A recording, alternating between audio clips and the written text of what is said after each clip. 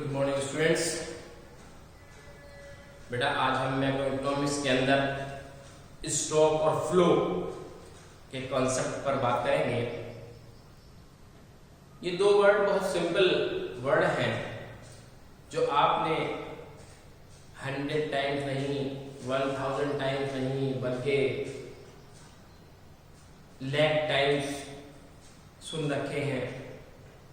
आप जानते भी हैं एक जनरल इंफॉर्मेशन के पॉइंट ऑफ व्यू से कि स्टॉक किसे कहते हैं और फ्लो किसे कहते हैं। अब हम यहाँ थोड़ा डिटेल में बात करते हैं अपने इस लेक्चर के अंदर कि स्टॉक क्या है।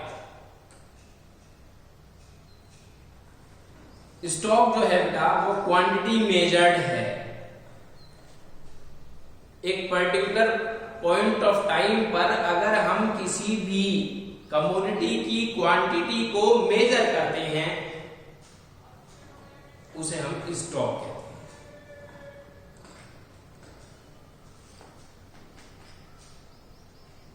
जैसे आपके पास फॉर एग्जाम्पल ये चौक है, इस चौक के नंबर ऑफ यूनिट्स 10,000 है जो आपने प्रोड्यूस किए हैं। रॉ मटेरियल से लेकर फिनिश गुड्स में चेंज करने तक जितने भी प्रोसेस ऑफ प्रोडक्शन में इसके कंटेंट्स यूज हुए हैं, तब जाकर एक आउटपुट, एक फिनिश गुड्स तैयार हुआ है। तो आपने टोटल नंबर ऑफ चॉक्स जितनी प्रिपेयर की हैं, जितनी भी तैयार की हैं, उनको आपने तैयार करके डायरेक्ट मार्केट के अंदर नहीं डिस्ट्रीब्यूट किया। तो क्वेश्चन अराइज होता है कि जब आपने ये चॉक 10,000 यूनिट फिनिश गुड्स के रूप में बना ली है, तो आपने बनाई किस लिए है कि मार्केट में डिस्ट्रीब्यूट करने के लिए कस्टमर उन्हें आसानी से परचेज करे और कंज्यूम करे। लेकिन आपने वो बनाकर मार्केट में डिस्ट्रीब्यूट इंस्टेंटली नहीं की। क्यों?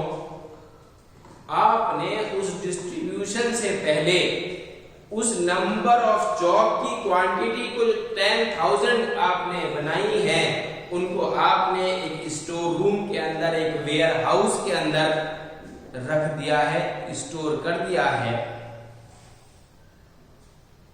इसलिए कि जब इस कमोडिटी की, इस गुड की डिमांड अराइज होगी मार्केट के अंदर, तब आप अपने फिनिश गुड्स को मार्केट के अंदर डिस्ट्रीब्यूट कराएंगे। तो जब तक वो गुड, वो कमोडिटी फिनिश गुड के रूप में रखी हुई है आपके वेयर हाउस के अंदर, आपके स्टोर रूम के अंदर, तो उसे आप क्या कहते हैं? स्टॉक कहते हैं। क्या कहते हैं? स्टॉक। अगर आपने चॉक प्रिपेयर की, बनाई, हैंड टू हैंड उसे मार्केट के अंदर डिस्ट्रीब्यूट करा दी, तो वो स्टॉक नहीं है, वो सप्लाई है। क्या है? सप्लाई।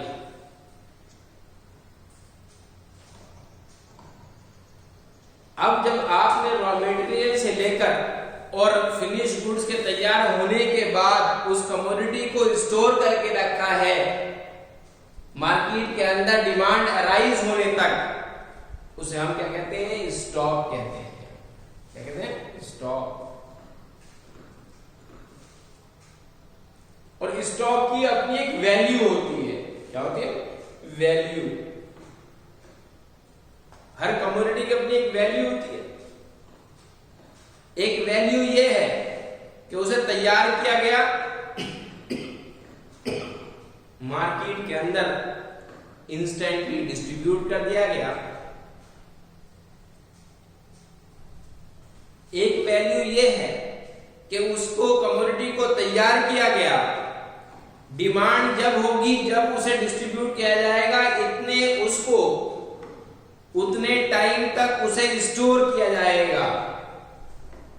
तो स्टोर रूम की जो एक्सपेंसेस हैं, वेयर हाउस के जो एक्सपेंसेस हैं, वो भी उसमें इंक्लूड हो जाएंगे और कॉस्ट जो है वो राइज अप हो जाएगी। तो अपनी एक वैल्यू हो गई स्टॉक की, क्योंकि स्टॉक जो है वो एक स्पेसिफिक टाइम पीरियड के लिए ही किया जाता है। प्रोड्यूसर को ये होप होती है मार्केट की फ्लक्चुएशन कंडीशंस के बेस पर कि मुझे वो प्रोडक्ट कितने दिन रखकर मार्केट में डिस्ट्रीब्यूट करना है, उसे स्टॉक बोलते हैं। कितने दिन उसने वो चीज रखी। उसके बाद आता है आपके सामने फ्लो। मीनिंग ऑफ फ्लो,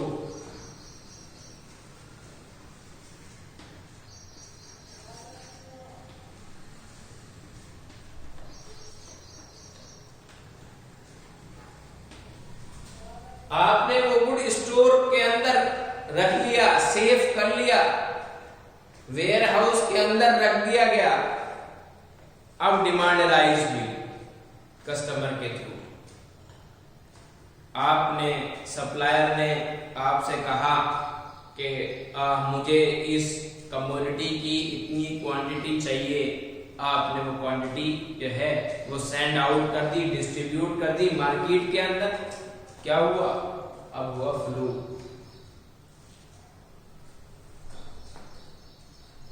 तो ये भी क्या है? ये भी एक क्वांटिटी मेजरमेंट है। तो वहां पर स्टॉक जो होता है वो पर्टिकुलर टाइम पीरियड के लिए होता है,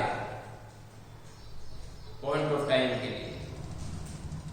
1 दिन, 2 दिन, 3 दिन, 5 दिन, 10 दिन। और फ्लो जो है वो इंस्टेंटली जितनी क्वांटिटी आपने बनाई है उस क्वांटिटी को आपने अपने एक पर्टिकुलर टाइम पीरियड के लिए रख दिया, और पर्टिकुलर टाइम पीरियड होने के एकदम बाद उसे आपने मार्केट में सप्लाई कर दिया। तो जब आपने उस वेयर हाउस से उसे मार्केट तक पहुंचाया, क्या है? फ्लो है।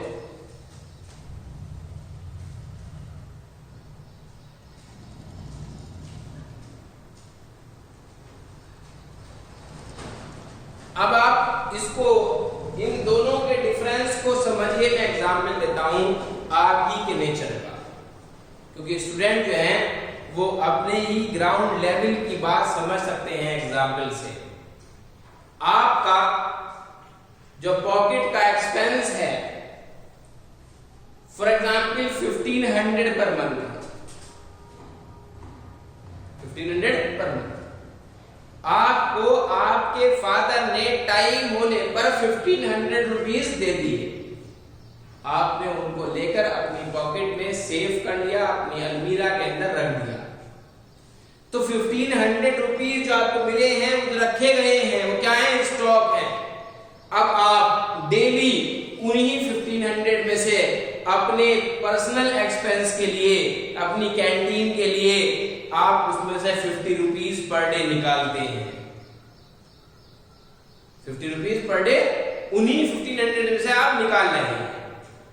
तो जब आप 50 रुपीज पर डे निकाल रहे हैं उसी स्टोर की हुई वैल्यू यानी 1500 में से, तो क्या हुई? वो हुई फ्लो, क्योंकि आप डेली निकाल रहे हैं, रूटीन में है। 50 रुपीज डेली निकलते हैं। आप स्कूल जाते हैं, कैंटीन पर जाते हैं, वहां से कमोडिटी परचेज करते हैं, उन 50 रुपीज को का एक्सपेंस कर देते हैं। तो वन टाइम आपने ले लिए 1500, उनको अलमीरा के अंदर रख दिया, अपने पॉकेट में रख लिया। It is known as stock. और उसी स्टॉक में से आपने डेली 50 रुपीज का एक्सपेंस करना स्टार्ट कर दिया। वो चीज रूटीन में आ रही है, वो यूज हो रही है डेली, वो क्या है? वो फ्लो है। ऐसे बात एग्जाम्पल अगर आपके ग्राउंड लेवल का दे दिया जाए तो आपको वो बात ज्यादा आसानी से समझ में आ जाती है। तो यहां मैंने आपके सामने स्टॉक और फ्लो को बताया, उनका एग्जाम्पल देकर उनका डिफरेंशिएशन भी बताया।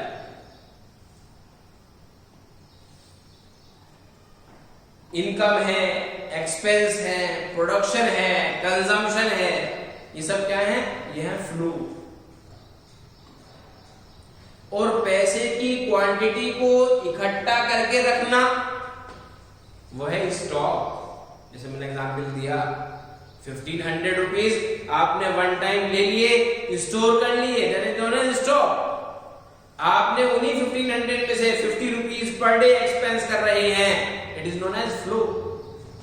आपकी बात समझ में?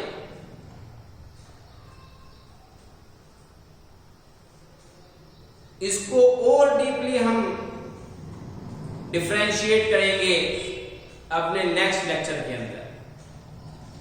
मेरे पास 7-8 पॉइंट ऐसे हैं जिनके बेस पर मैं आपको डिफरेंशिएट करके ये प्रूव कर सकता हूं कि फ्लो अलग है और स्टॉक अलग है। कुछ चीजें स्टॉक के को बेस बनाई कर की जाती हैं और कुछ चीजें फ्लो को बेस बना करती हैं। उन बेसिक पॉइंट्स के बेस पर आप स्टॉक और फ्लो को डिफरेंशिएट कर सकते हैं। मैंने आपको पहले बताया था अपने लेक्चर्स के अंदर कि 12th क्लास के बोर्ड पेपर्स के अंदर जब भी किसी सब्जेक्ट के अंदर कोई डिफरेंशिएशन पूछा जाता है तो जनरल कोई क्वेश्चन नहीं होता डिफरेंशिएशन का पेपर के अंदर, लेकिन अगर डिफरेंस पूछा जाता है तो ऑन द बेसिस बनाकर पूछा जाता है। किसके बेस पर? मैंने आपसे कहा कि write down any two difference between the stock and the flow. Stock और फ्लो पर कोई भी दो डिफरेंस लिख दीजिए, आप लिख देंगे आसानी से। लेकिन आपके स्टैंडर्ड के अकॉर्डिंग क्वेश्चन नहीं हुआ है तो 6th क्लास का, 7th क्लास का, 8th क्लास का स्टूडेंट ले सकता है। आप 12th क्लास के स्टूडेंट्स होने के बाद अगर आपसे कोई क्वेरी की जा रही है, कोई स्टॉक और फ्लो पर क्वेश्चन किया जा रहा है, तो क्वेश्चन की नेचर थोड़ी टर्न करनी होगी, मोल्ड करनी होगी। अगर मैं आपसे कहता हूं कि differentiate between the stock and the flow on the basis of labour force, on the basis of capital, on the basis of wealth, on the basis of bank deposits, मैंने आपके सामने लिमिटेशन लगा दी इन पॉइंट्स की। आपको वो difference in point के base पर ही लिखना होगा, अपनी मर्जी से नहीं। ये आ गया स्टैंडर्ड का डिफरेंस। वहां पर कोई भी दो डिफरेंस दिखाए जा रहे हैं, यहां पर मैंने आपको बेसिक पॉइंट्स बताए हैं कि आपको जो डिफरेंस लिखना है स्टॉक और फ्लो पर, वो इन बेसिक पॉइंट्स को लिखना है। अगर आप नहीं लिखते और वो जो डिफरेंस हमने लिखा है वो इन 3 या 4 पॉइंट के रिलेशन में नहीं है, तो एग्जामिनर क्या करता है? उसको डिडक्ट कर देता है, उसको कट कर देता है।